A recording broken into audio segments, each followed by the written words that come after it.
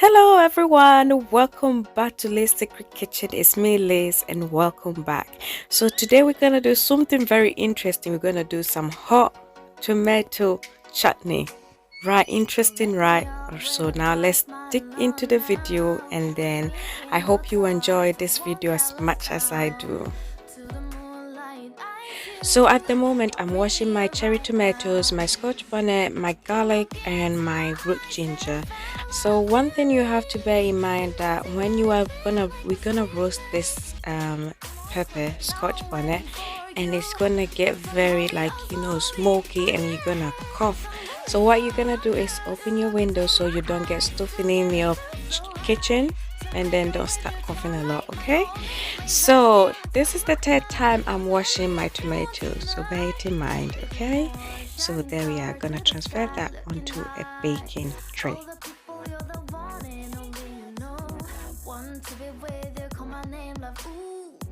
Somebody else, and then it's you. Falling with you, not the only one doing me. So now at the moment, I'm just chopping my ginger root to the tomatoes, okay? You don't have to finely dice this ginger because you're gonna get rid of them at the end, okay?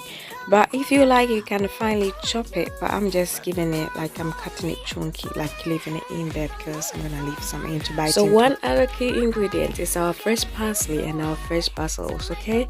So I'm gonna wash these herbs and then I'm gonna add it to my tomatoes. Yes, I'm gonna bake everything together. So I'm gonna put it on top of it and then soak it in the oven. All right, so at the moment what I'm basically doing is just giving it a quick rinse, okay, so that I can add it to my tomatoes.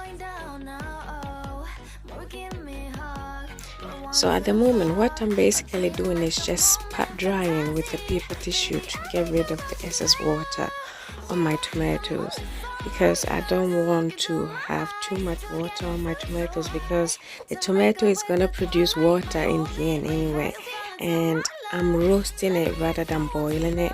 So I'm getting rid of this water so that I can sprinkle my tomato with some olive oil, okay? So that's what I'm basically doing. All right, so it's nothing much or nothing special, just getting rid of some of the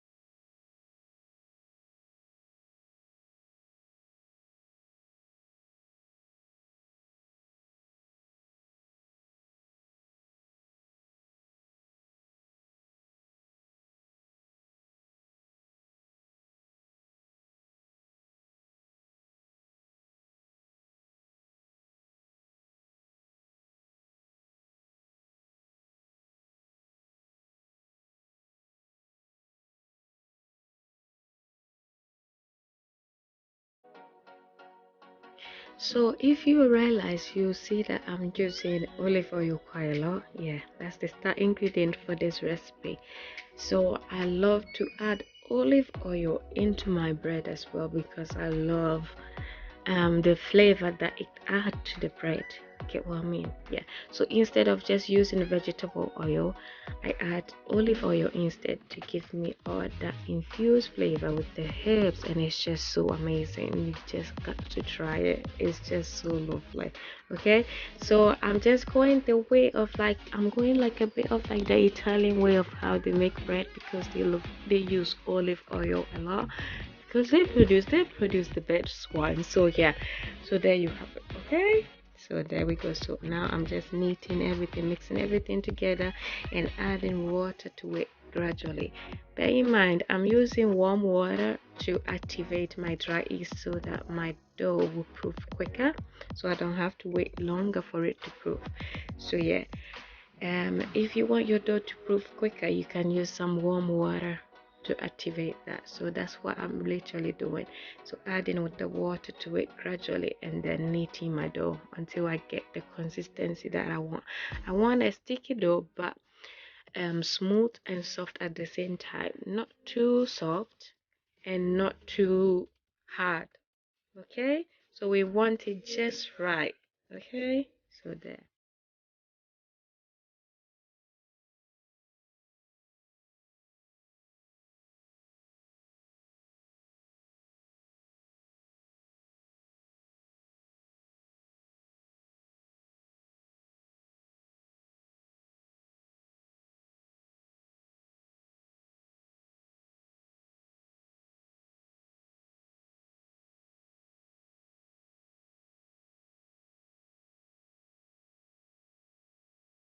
So that is the consistency of the dough that I'm looking for.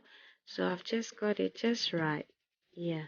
So it's sticky, not too hard, and not too soft. So as you can see, yeah. So that's how you want it to be. We don't want it too hard, and then we don't want it too soft. So now I'm just gonna use some more olive oil, because I'm just a crazy lover of olive oil.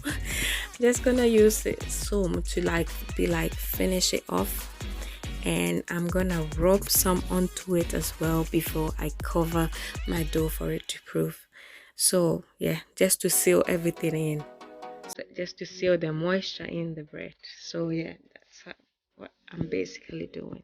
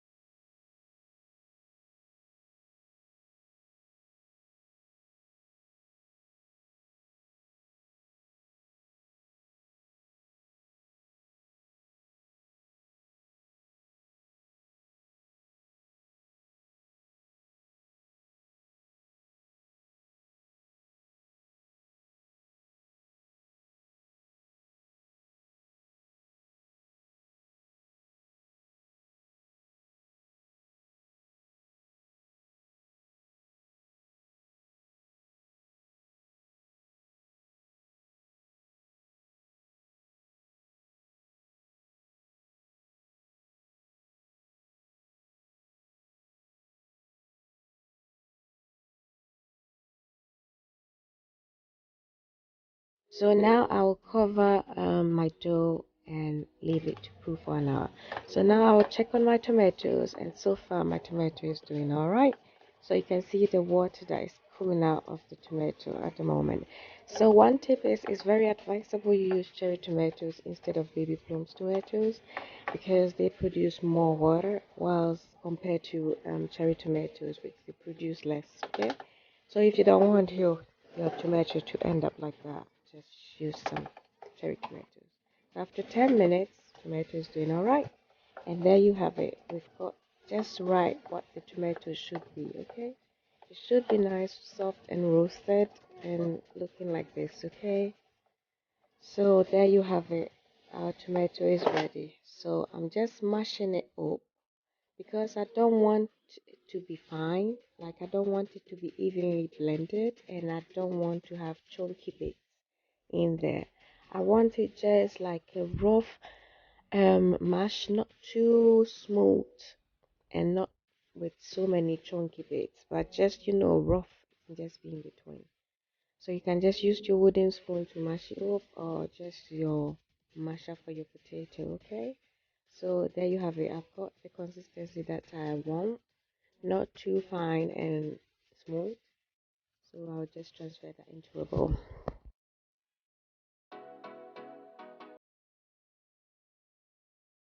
So moving on to the next step, I'm adding some olive oil to my frying pan, and then I'm gonna add some garlic granules, some black pepper, some parsley, and some ginger. Okay, so I like to add all my dry ingredients directly to the oils to get a proper infusion throughout the meal. Okay, so that's why I like to add all my dry ingredients to get the proper infusion so you can taste it in your meal.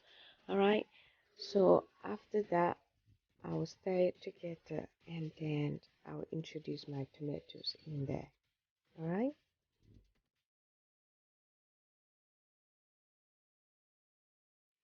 So now I've added my tomatoes in the oil.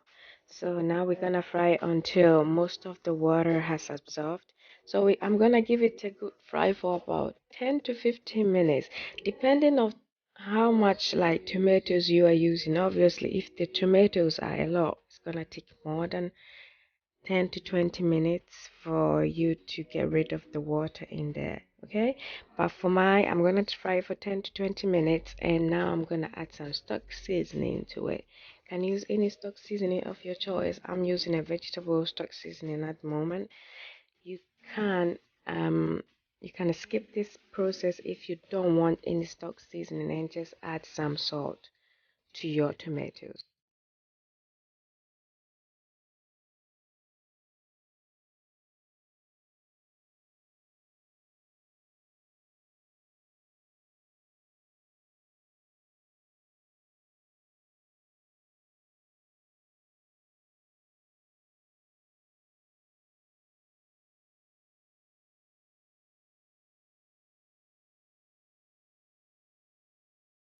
So now what I'm doing is adding some chives to my tomato sauce, and just because I didn't use any onion for this recipe, because this recipe doesn't require any onion. But if you like to add onion to your tomato sauce, that's absolutely fine. You can use some chives instead, or if you don't like the chives, you can just add the onion and roast it together with your tomatoes. Okay, so there you have it. If you look at the tomato right now compared to the first when we first introduced it to the oil, you can see the difference. The water in it has absorbed much better, so that means that our tomatoes is almost ready. So it looks darker than before. So yeah, we're getting there, nearly there. I'm adding more parsley to it, and you can skip this process. I just do it out of preference, but you can add some basil if you like. If you don't like, that's fine. You don't have to add parsley to it if you don't want it. Okay.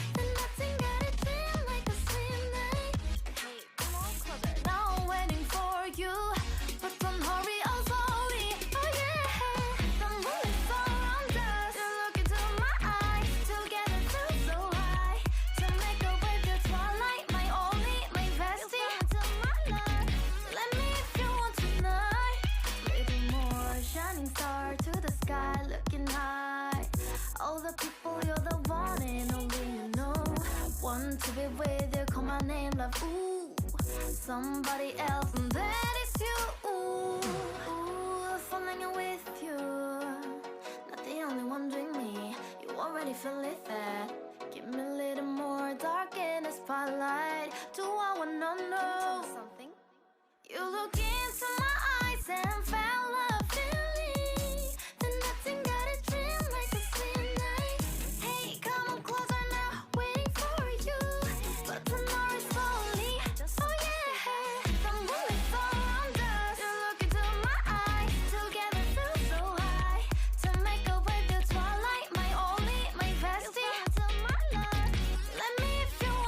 So another tip that can help you determine if your tomato is ready is consistency. If you compare it, when we first introduced the oil, the tomato to the oil, the consistency was a bit runny, and now you can see the consistency is more formed and not runny. Okay, it's easily to scoop it. Okay. So now there you have it. Our tomato chutney is ready.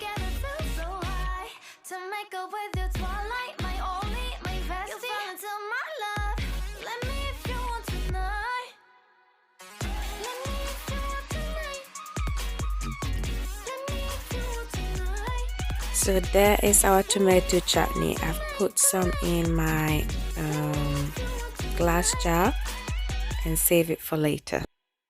Now we will move on to the next step. So it's been an hour and our dough has proof. So we're gonna knead it and then mold our baguette, okay?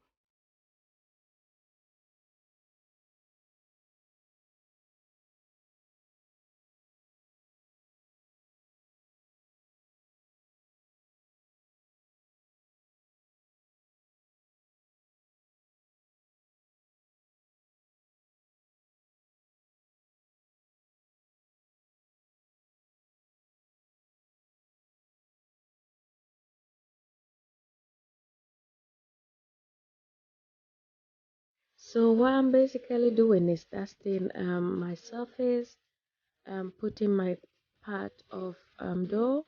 So what I'm doing is folding in the dough and then stretching it at the same time. Fold it in and then stretch it. So I will stretch it to my preferred length of the baguette. So you keep stretching it if you want it longer, and also if you want it thinner. Okay, so if you don't want your bread to be too too big or too thick, you can just try stretching it to trim it down to make it very slim. If you get what I mean, if it's making sense. So yeah. So now we're gonna cover it for it to proof. So after an hour it has proofed, and then we're gonna chuck it in the oven. So now we'll move on to boiling our chicken. So I've just washed my chicken, prep it and everything. So as you can see, I've added some whole medium size onion. I just cut the top, and my garlic and ginger, I just crush it a little bit so they can infuse. So you can see all my herbs that I'm adding to my chicken. And with this, you don't have to add any stock cube or chicken seasoning or anything. Let the natural spice do its magic, okay? All you need to do is just add your salt, and then you're gonna love it. You're gonna love the infusion of the herbs in your chicken.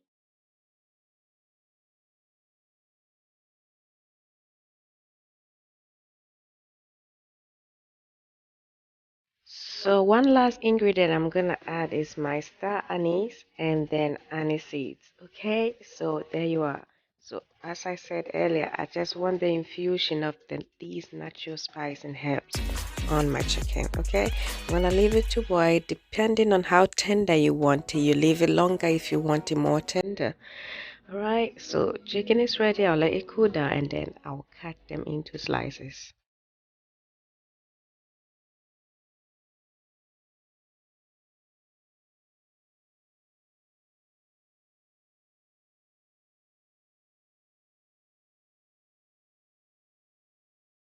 So, as part of this recipe, what we're gonna need is mozzarella cheese. So, I'm gonna cut my mozzarella cheese into slices as well, and that's what we're gonna serve it with together with the chicken and the baguette. Okay, so we're gonna slice that and then I'm gonna set the table. Okay.